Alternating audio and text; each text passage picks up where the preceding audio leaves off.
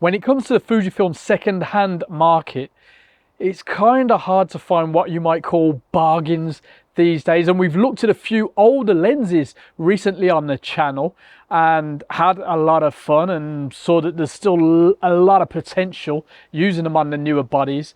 But this one, the 55-200 that we looked at over 6 years ago on the T10, now shooting, as you can read, on the T5, when it comes to price and other options around that price on the market and what it offers, I don't think it can be touched. Let's talk about why.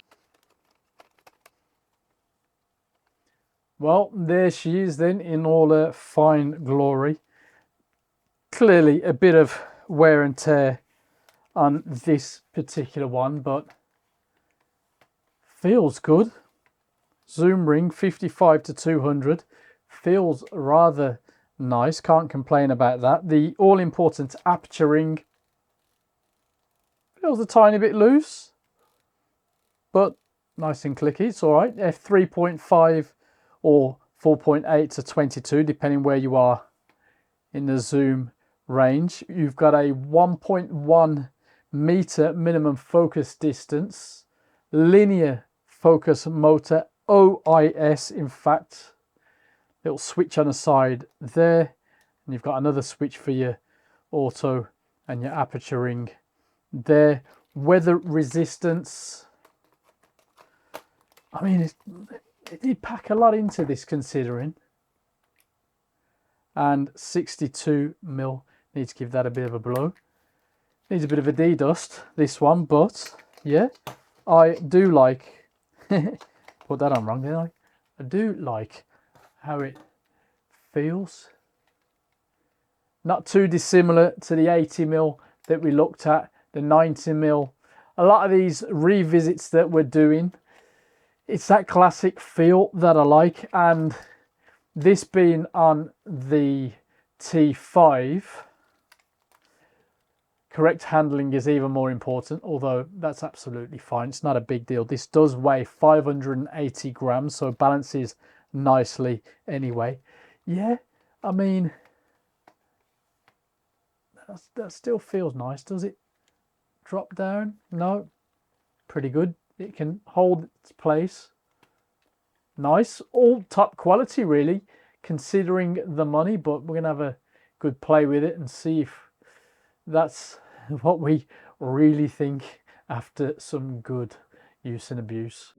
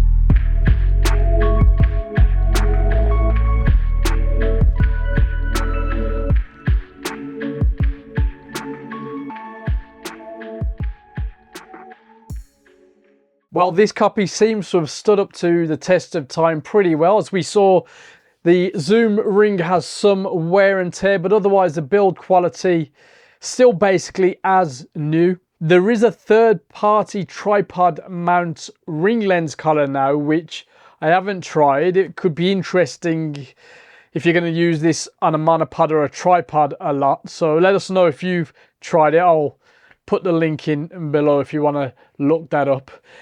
The lens handles well on the T5, and in general autofocus is pretty fast. It works well in subject detection too. Video is pretty good. There's little to no focus breathing if you're into that.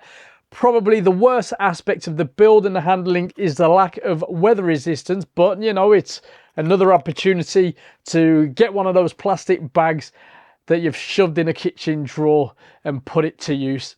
Anyway, back to the tests.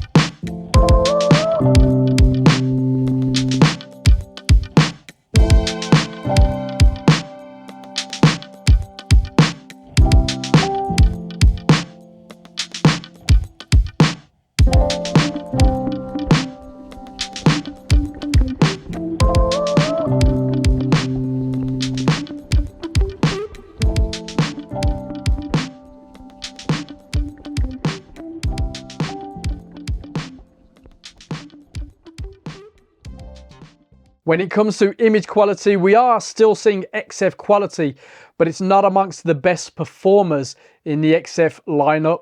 Sharpness and details are generally good with the T5 sensor, and we're seeing pretty decent results, especially around the middle of the range.